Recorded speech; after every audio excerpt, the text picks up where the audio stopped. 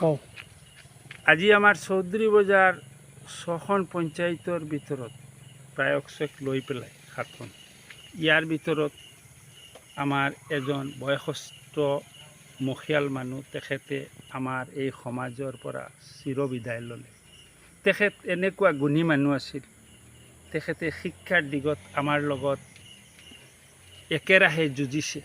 তেখেত চৌধুৰী বজাৰ Ajmal senior secondary school প্ৰতিষ্ঠাপক উপদেষ্টা আছিল।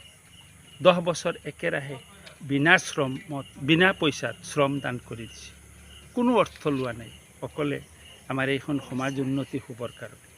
নেক্সট তেওঁ তাৰপিছত 6 বছৰ চৌধুৰী বজাৰ জুনিয়ৰ আৰ্টছ কলেজ, যিখন আব্দুল বাছিদ প্ৰিন্সিপাল হয়, সেইখনত 6 বছৰ একেৰাহে কাম কৰি গৈছে। তেখেত তাতো মুখ্য উপদেষ্টা আছিল, আমিও তাতো উপদেষ্টা আছোঁ।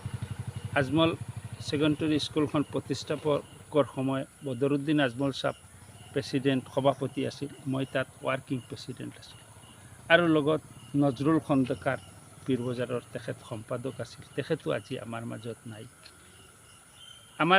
নাই।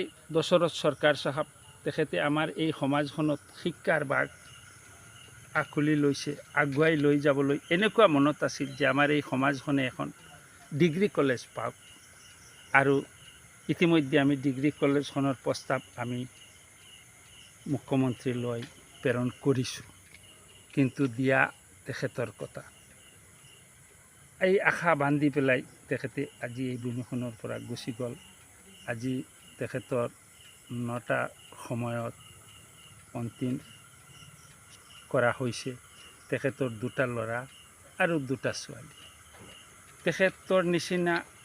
তেখেতৰ বয়স হৈছে 75 বছৰ, ৰানিং ধৰিছোঁ তেনেকুৱা। ওপৰত হ'ব পাৰে, তলত নহয়।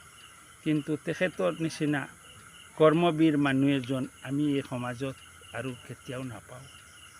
এইখিনি কৈ ইয়াতে সমাপ্ত কৰিলোঁ। তেখেতৰ আত্মাটো যাতে স্বৰ্গীয় হয়, এই কথাটো কামনা কৰিছোঁ। আৰু তেখেতৰ ল'ৰা ছোৱালী, আই মাতৃ সকলোলৈ অন্তৰৰ শলাগৰ শৰাই যাচিছোঁ।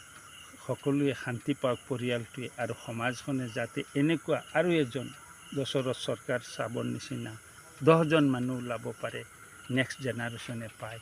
এইখিনি কৈ কথাটো সমাপ্ত কৰিলোঁ।